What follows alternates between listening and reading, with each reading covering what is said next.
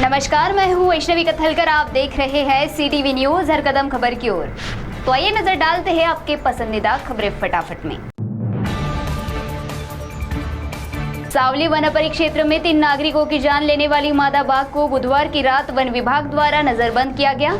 इस मादा बाघ ने सावली तथा चिचपल्ली में आतंक मचा रखा था।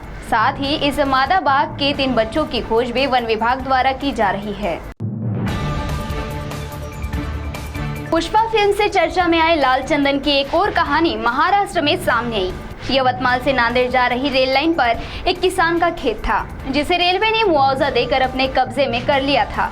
लेकिन इस खेत में लाल चंदन का भी एक पेड़ था, जिसके मुआवजे की मांग इस किसान ने की थी और आखिरकार रेलवे प्रशासन को इस किसान को मुआवजे के तौर पर 1 करोड़ रुपए देना पड़ा, जबकि इस पेड़ की कीमत 5 करोड़ रुपए बताई जा रही है।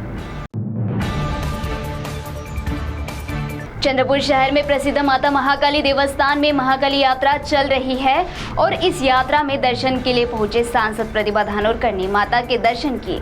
लेकिन वहां से बाहर निकलते ही इस परिसर में लगे दुकानदारों ने उनकी शिकायत सांसद प्रतिभा धानोरकर के सामने रखी, जिस पर गौर फरमाते हुए सांसद ने उनकी शिकायत को ध्यान से सुना और उचित कार्रवाई करने का आश्वासन दिया।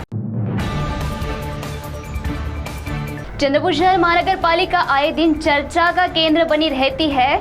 वह चाहे अमृत जल योजना हो, चाहे भूमिगत गटर लाइन हो, चर्चा में रहना महानगर पालिका का शौक बनकर रह गया है। और इसी कड़ी में चंद्रपुर वासियों के घरों में दिन भर में बिजली का लगातार आना जाना शुरू है।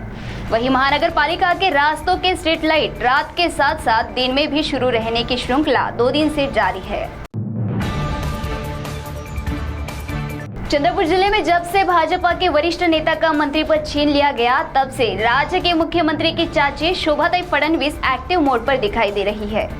चंद्रपुर जिले में बाघों की संख्या ज्यादा होने के कारण मानव वन्यजीव संघर्ष लगातार जारी है और इसी के चलते शोभाताई फडणवीस के एक बयान ने फिर से उन्हें चर्चा में लाकर खड़ा कर दिया।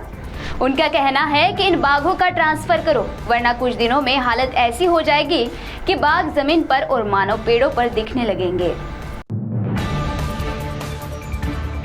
चंद्रपुर जिले के कोठारी गांव में बरसों से अपने मालिक के यहां नौकरी करने वाले नौकर की संदिग्ध तौर पर मृत्यु हुई।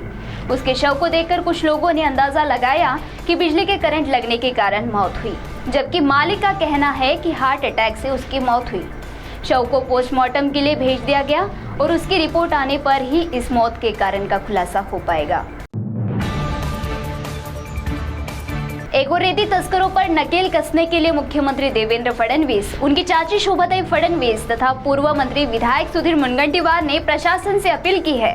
जबकि उसके विपरीत भाजपा के ही विधायक देवराव भोंगले के विधानसभा क्षेत्र में गोंडपिपरी के लिखितवाड़ा गांव में एक ऐसी जगह है जहां पर रेत का अंबार लगा हुआ है। फिर इस रेत के अंबार पर आशीर्वाद किसका, इस सवाल का अभी तक जवाब नहीं मिल पाया। पासी समाज कल्याण समिति की ओर से मैजिस्ट्रेट की परीक्षा में महाराष्ट्र में 14वां स्थान प्राप्त करने के उपलक्ष्य में योजना अशोक बावरे का सत्कार किया गया। साथ ही उनके भाई का भी इस कार्यक्रम में सत्कार किया गया। पासी समाज की ओर से योजना को सभी तरफ से बधाइयां मिल रही है। 21वीं सदी में इंसान चांद और ग्रहों पर पहुंच गया, लेकिन अंधश्रद्धा अभी भी लोगों के दिलों और दिमाग पर छाई हुई है। गुप्त धन के लालच में चंद्रपुर जिले के अंतरगांव के एक व्यक्ति को गुप्त धन का लालच दिया गया और उससे 1.5 लाख रुपए नगद तथा सोने के जेवरात ऐंठ लिए गए। जब फिरियादी को पता चला कि वह ठगा गया, तब उसने पुलिस थाने में शिकायत दर्ज की और पुलिस ने नागपुर जिले के 2 आरोपियों को गिरफ्तार कर उनसे नकदी और जेवरात हासिल कर लिए। चंद्रपुर शहर ऐसा है कि गर्मी के मौसम में चंद्रपुर शहर का तापमान कई बार राज्य में अधिकतम रहा है और पिछले कुछ दिनों से तापमान 42 तथा 43 डिग्री के ऊपर ही आंका जा रहा था। लेकिन 2 दिन से दिन में चिलचिलाती धूप तो शाम को बारिश की हल्की सी फुहारों के साथ ठंडक यहाँ के नागरिक महसूस कर रहे हैं।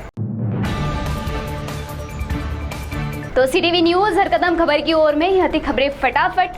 मिलते हैं कुछ ही देर में नई खबरों के साथ। आप बने रहिए सीटीवी के साथ। नमस्कार।